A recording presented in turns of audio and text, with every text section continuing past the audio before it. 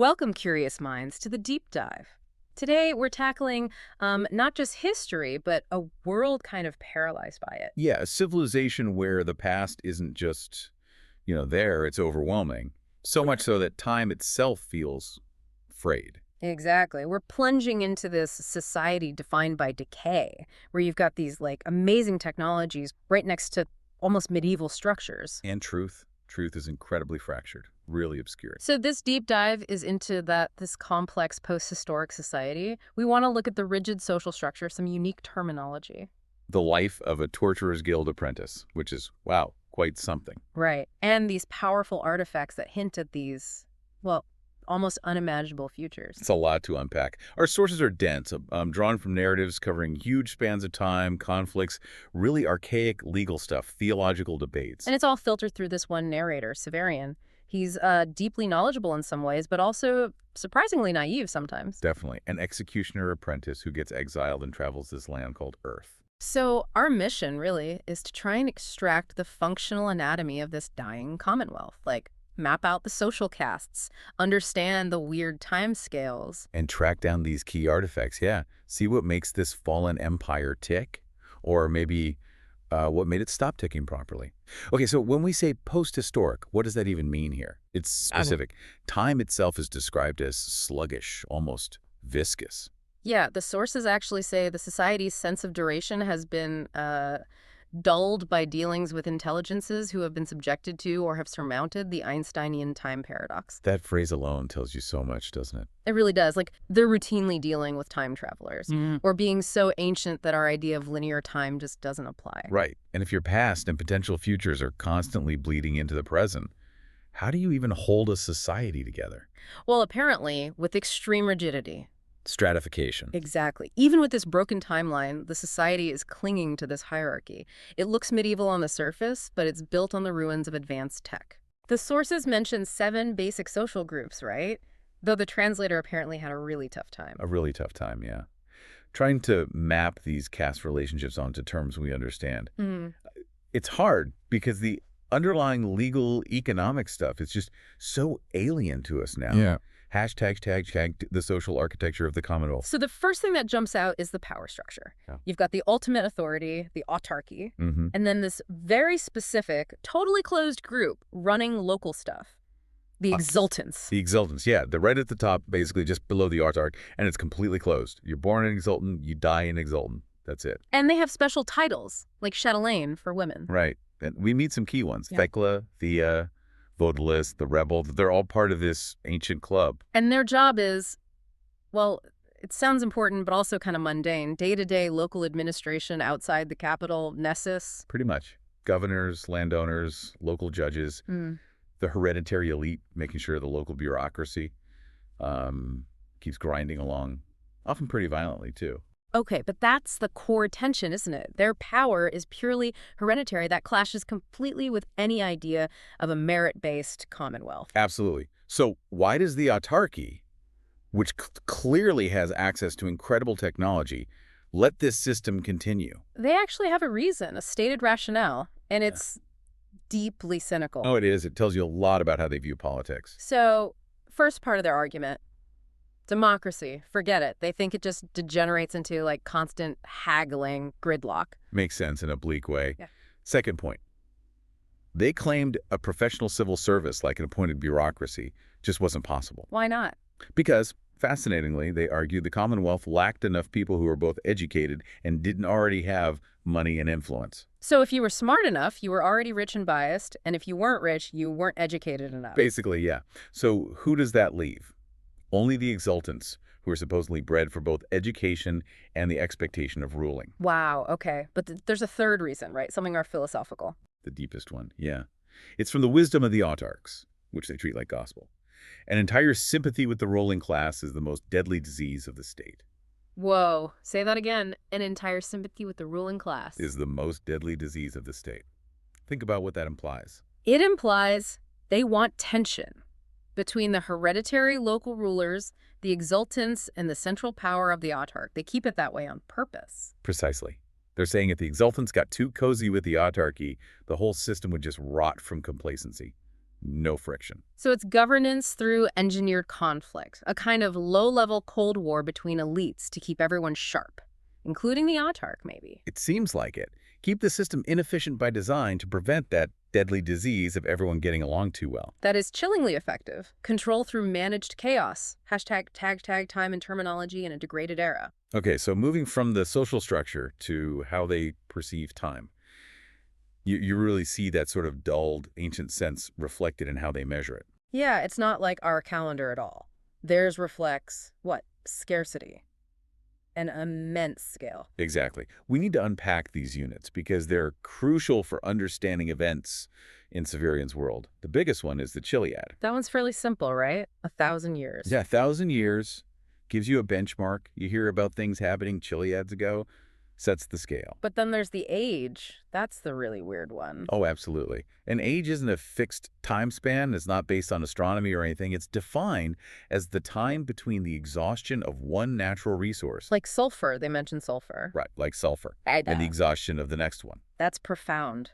Measuring history by resource depletion. It says everything about the decline of Earth, doesn't it? Yeah. They're measuring time by what they lose.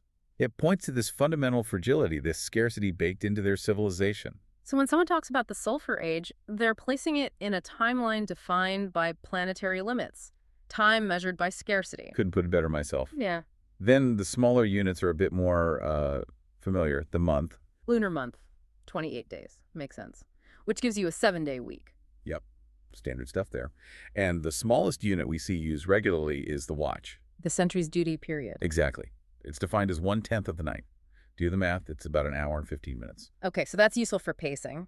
If Severian waits a watch or two, that's a concrete short period. Yeah. It shows that even if deep history is blurry, the immediate demands of, like, military or guild life are still precise. Right, so you've got this system of engineered political tension, history measured by decay, and that brings us right to the institution that literally produced our narrator. An institution just soaked in contradiction and weird rituals. The Order of the Seekers for Truth and Penitence, known more commonly as the Torturers Guild. The irony is just dripping, isn't it? Seekers for truth who specialize in pain and confusion, penitence while doing the state's dirty work. Totally. And their place in the Commonwealth is unique, too. Unlike most trades lamp makers, goldsmiths, you're not born into the Torturers Guild. Oh, interesting. So it's not hereditary. Not strictly. Sons are brought up in the mystery, is how it's phrased. Brought up in the mystery? What does that suggest? Well, it implies there's tradition, maybe family ties, but there has to be some level of, like, consent. Or maybe a specific aptitude needed for this particular job that other guilds don't demand. You choose the mystery even if you grow up near it. Okay. And then there's that historical quirk about women. Oh, yeah, that's wild. Apparently, women were banned from the guild ages ago by this figure, Ymar the Almost Just. Ymar the Almost Just. Love that name. Why were they banned? For being too cruel, like excessively cruel, regularly going beyond the decreed punishments. Seriously, women were banned for being too good at torturing. That's the story. It's so specific, right? It anchors the guild's brutality in this almost mythical legal history. And it sets this perverse standard, like the men have to show some restraint compared to how bad the women supposedly were. Wow. Okay. So this brings us to their big festival, the Feast of Holy Catherine. This is where promotions happen. Yeah, it's a key ritual. And we see it through Severian's eyes as two older apprentices, Draught and Roche, get promoted to journeymen. And this is a big deal for Severian personally. Huge. Suddenly, he's the captain of apprentices, and he feels the weight instantly. He says he was miserable before I knew I was no longer happy and bowed with responsibility when I did not yet fully understand I held it.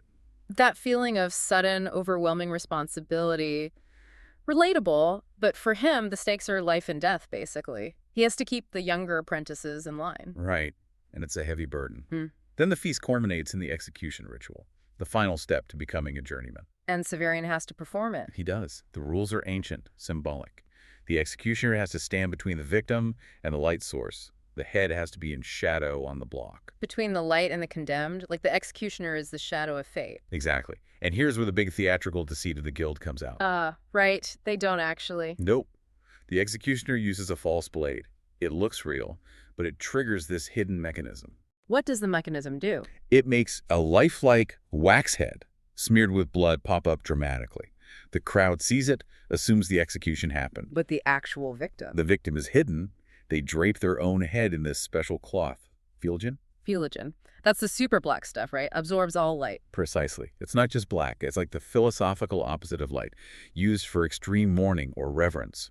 So draping the victim in it symbolizes their total disappearance, their penitence.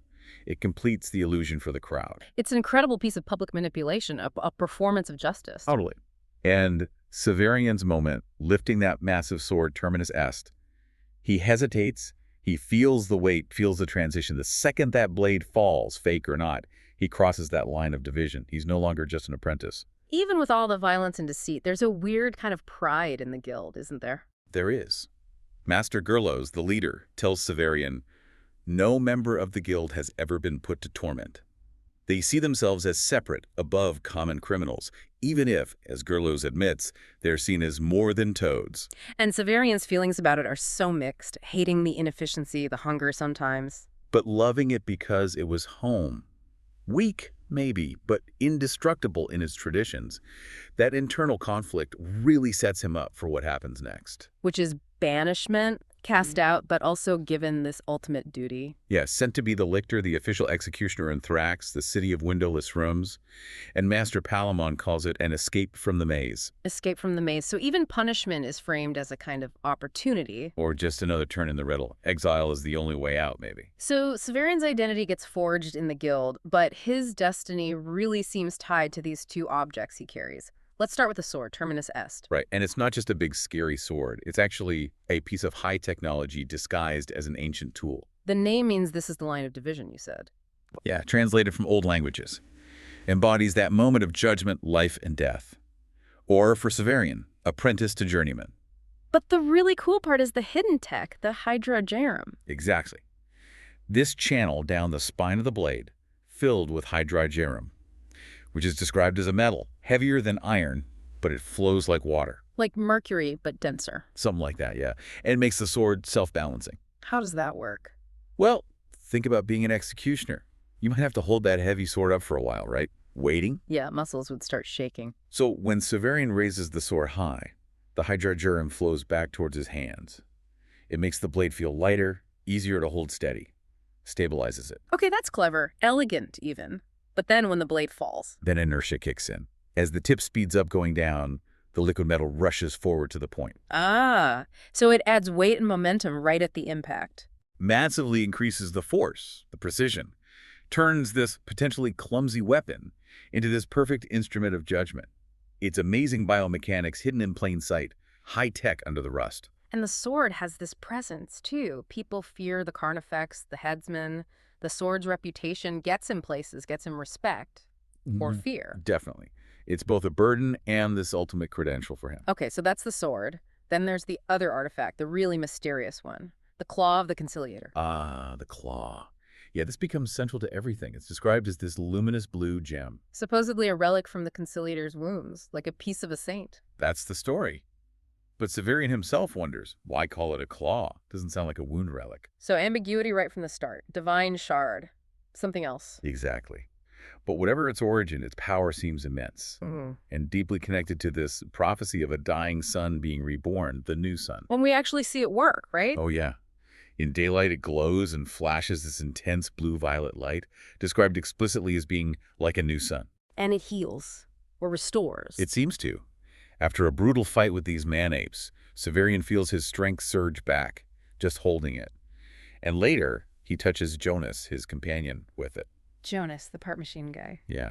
And Jonas's physical pain just vanishes. So this thing radiates restorative energy, which is the total opposite of the world's decay. And people want it badly, like the Pellerines. The Pellerines, right. This order of priestesses who travel around with this huge Kempery cathedral made of, like, tent material, they claim the claw belongs to them. Their whole order is based around it. Seems like it.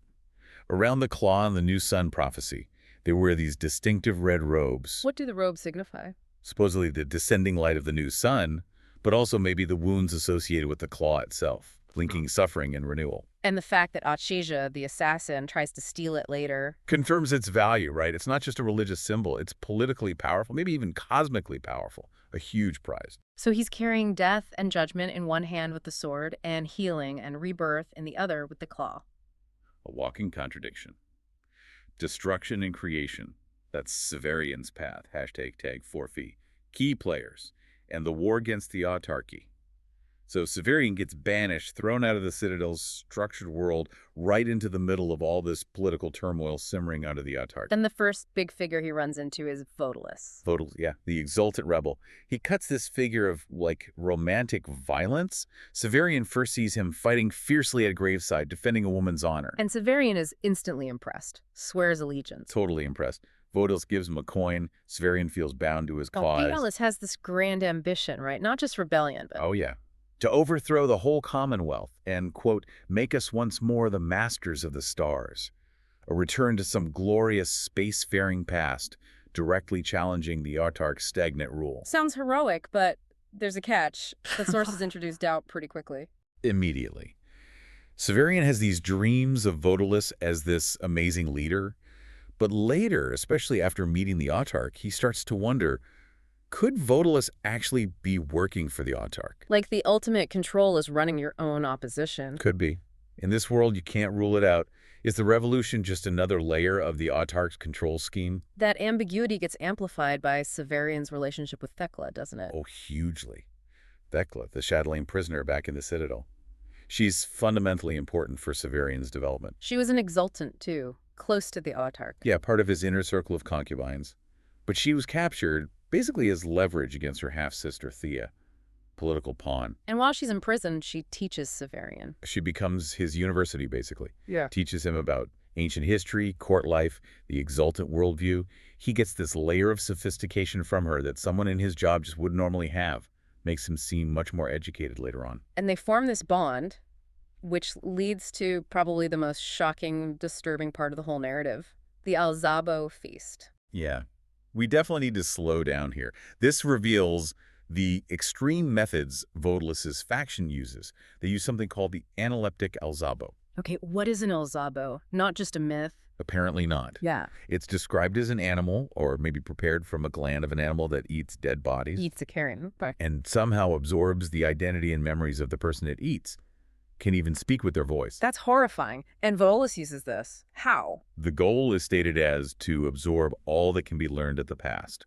They are literally consuming history, cannibalizing memory to fuel the revolution. And Severian participates? He does. At this dark ritual feast in the forest, he eats roasted flesh, which turns out to be Thecla's. Oh my God, he eats Thecla. Yes.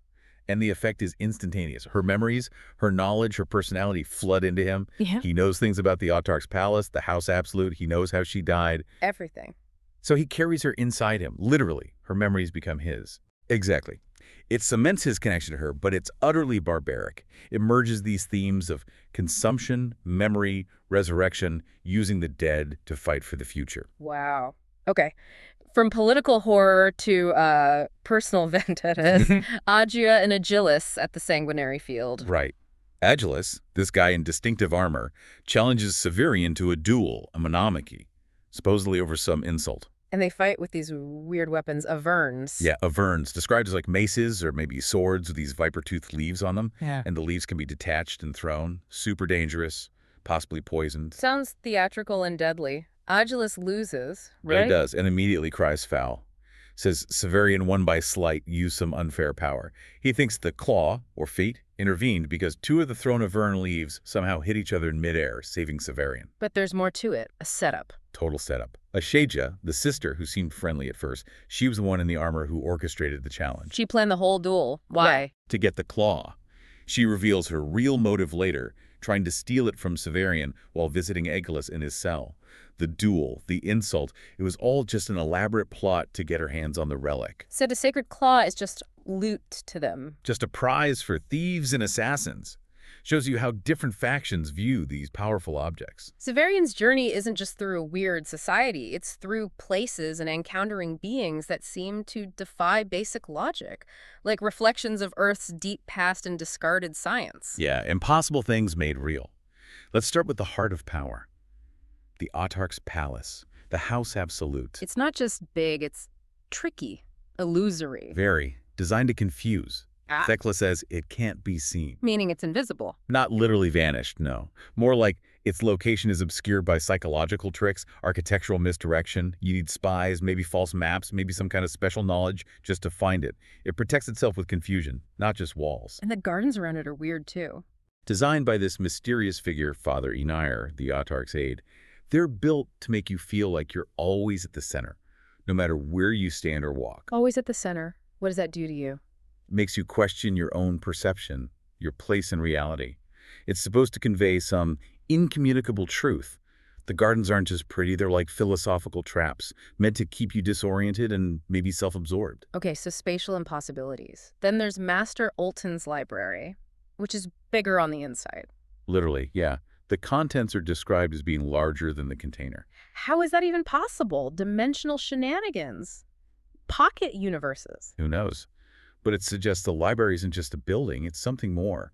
A repository that bends space or time. And the librarian, Master Olton, he sounds like a character. Definitely an apprentice there for decades. Then after becoming master, he spent 15 years just reading his way outward from the central case. Reading outward, like the most important stuff is at the core. Seems like it. A radio library. He spent a decade and a half just absorbing the essentials. And the books themselves, relics from other times, other creations. Bound in hides of extinct monsters, krakens, echidnas, or weird alloys or woods shipped across the inconceivable gulf between creations. Whoa. Books from other universes. Potentially. And the really profound thing, many of these books, no one on Earth can even read anymore. So the library is full of lost knowledge, secrets they can't unlock. Exactly. It's this huge monument to forgetting as much as remembering. Yeah. Magnificent, but inaccessible. Okay, from impossible places to impossible people. Jonas. Jonas, yeah. Seems like just a knowledgeable traveler at first. But he's not entirely human. Not entirely. Revealed during this incident with blue fire in a prison under his skin. Shining silver metal. He's part flesh, part machine. A construct, a cyborg, something ancient. And he knows history. Old Chronicles, Election of Kings. Yeah, suggesting he's either incredibly old or maybe a time traveler himself from more advanced past. And he's afraid of the House Absolute. Terrified. He despairs of losing his reason there. A logical, partly mechanical mind is scared of the reality-bending effects of the palace. The Autarch's fortress breaks logic. And Jonas knows his mind can't handle that kind of chaos. Then Severian gets these glimpses of the future. The Green Man. Right. This weird, non-human guy who says he's passed through Severian's future. He confirms the big prophecy. What does he say? The new sun comes as prophesied. And also, day is brighter in my age. For brighter future. Sounds good. Maybe. But the Green Man has this horrible laughter. Severian notes it sounds chillingly like the Alzabo creature. Uh-oh. So the brighter future might come at a monstrous cost, tied to that flesh-eating, memory-stealing thing. That's the disturbing implication. Renewal might involve profound, maybe awful transformation. And this all loops back to the Autarch, right? The one Severian finally meets. Yep, an androgynous figure in yellow robes. And crucially, this Autarch knows Vorlis's secret password. Knew the password. And knew Severian was coming because he had the claw. Exactly. So the ultimate question about the power structure. If the Autarch knows the rebels' secrets, maybe even helped orchestrate events, is Vodalis a real rebel? Or just a pawn in the Autarch's game? That engineered conflict again, the whole revolution might just be part of the system. Wow. So Severian's cast out, sent to Thrax. On his journey, he picks up this really bizarre group of companions, pushes him even further out of the Citadel's order into the chaos of Earth. First, there's Dorcas. She seems like pure innocence, almost. Yeah, Dr. Talos even nicknames her innocence. She embodies fragility, a lost past. Severian notices a whip mark on her cheek right away from the Piteous Gate. He sees it as a brand. And she has no memory. Profoundly amnesiac, can't remember where she came from.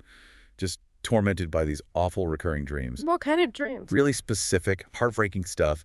Being mistaken for a foul specter, buying doll clothes, but realizing the money she used was just filth. Buying doll clothes with filth? That's haunting. Suggests poverty, maybe being corrupted somehow? Trying to grasp innocence with unclean hands? Something like that. Her past is gone, but the trauma is still there, deep down. Okay, then there are the performers. Dr. Talos and Baldenders. The ultimate odd couple, Yeah. right? Talos is the fast-talking showman, fox-like face, gift of the gab. And Baldanders is the opposite. Huge, silent, scarred, hunched, shoulders an L wide. Just this massive, imposing presence, a bizarre double act. And their play. It's not just entertainment, is it? It's got theology in it. Oh yeah, it's this wild, maybe satirical, maybe just fragmented piece of old religion. Talks about the Nephilim Nod, Messiah, Jahi, and significantly, it confuses the autarch with the universal mind. Confuses the ruler with God. Why is that important? Well, it uses religious language to kind of poke fun at their reality. Suggests the autarch is either seen as a god or has successfully projected that image. The play uses humor, but it's dangerous humor, potentially destabilizing. And Baldander's the giant. There's something off about him. Definitely. It's strongly implied he's still growing, getting bigger all the time. And his monstrous behavior on stage might not be entirely acting. Not just acting. Yeah, the source hints his offstage humility might be the real act. And later we learn something huge. He survived being burned by the Hierodules. Hierodules. Beings with powerful energy beams. Dialed down beams, but still potent. The fact he survived and is regenerating suggests he's not fully human. Maybe advanced genetic modification or tech. He's like a living artifact, constantly growing. Suggests a future of potentially monstrous physical change. Wow. Okay, so all these encounters, these weird signs, the claw, the Alzabo, the giant, the impossible buildings, they push Severian towards needing a way to understand it all, right? Exactly. He starts developing this philosophy based on the old books Thecla showed him. A framework for interpreting this fractured reality. This where it gets really philosophical. He learns texts or events have 3 levels of meaning. Right. Ancient knowledge suggests 3 ways to read reality. First, the simple one, the literal. Just what happened. The facts. Severian did the execution, fought the duel, Ate the flesh, exactly. Level 1, facts. Yeah. Level 2, the metaphorical. Interpretation. Symbolism. Like serpents in a dream, meaning love affairs. Precisely. Linking actions to human concepts, emotions. Standard symbolic reading. But the highest level, the key for Urth, is the transubstantial. Transubstantial? What's that? It's the idea that since everything ultimately came from the Pancreator, their God, then everything must express God's will. Every object, every event is actually a message, a sign pointing to a higher reality. So everything means something. Everything is a sign. That's how Severian comes to see it. He sums it up perfectly. The book is saying that everything is a sign, the post of that fence is a sign, and so is the way the tree leans across it. In this decaying world, the only way to make sense of it is to see it all as divine script. Pretty much. If everything's a sign, then his crazy journey isn't chaos, it's destiny, waiting to be deciphered. So we've journeyed through this world built on layers of decay, but also these flashes of terrifying technology, the memory-eating Alzabo, the Hydrodrerum sword, the healing claw. And Severian, our guide, moves from this very narrow, protected guild life into this chaotic world of love, betrayal, transformation, destiny. It really feels like contradiction is the only constant. It really is. The executioner uses trickery for justice. The rebel uses cannibalism for freedom. The machine fears losing his mind to illogical architecture. Contradiction is baked in. And that applies right back to the idea of justice itself in this Commonwealth. It's not about truth, is it? It's about managing how things look. Exactly. Remember that story Master Malrubius told Severian about the executioner, Master Warenfred, who needed money? Yeah, he took payments from both sides, the condemned's friends and enemies. Right. The friends wanted it quick and painless. The enemies wanted it slow and agonizing. An impossible task. But he pulled it off. How? By putting the 2 groups on opposite sides of the block and using incredible skill and speed, he made it look like he satisfied both demands simultaneously. So he maximized his profit and kept everyone happy, even though he couldn't possibly have done both things literally. Precisely. Justice in the Commonwealth isn't about objective truth or consistent morals. It's about performance. Managing perception so conflicting parties believe they got what they wanted. Political expediency over actual fact. This constant ambiguity, this slipperiness of truth, it leads to the big final questions, doesn't it? About identity, about reality itself on Urth. Absolutely. In a world where reality is this malleable, where a gem heals, where memory is eaten, where a man is also a machine, where do you even draw the lines? If everything's a sign pointing to a higher reality, like Severian learns. But that reality seems deliberately veiled in deceit and contradiction. Look, the autarch's gardens, or Warenfrid's execution, does that mean the highest knowledge is just admitting you can't ever be certain? Is The there wisdom just accepting ambiguity? is the only real truth found in the simple human stuff, like Severian choosing to protect Dorcas, the lost innocent, following her even if it means abandoning some grand destiny. Is connection the only anchor? Maybe. Maybe the core lesson is that culture, especially one this old and burdened, doesn't actually need strict logic to hold together. Maybe, like that liquid metal in the sword, it thrives on the balance of contradictions. A system built on paradox. Exactly. And that's definitely something for you, the listener, to think about as you navigate your own, maybe less dramatic but still complex realities.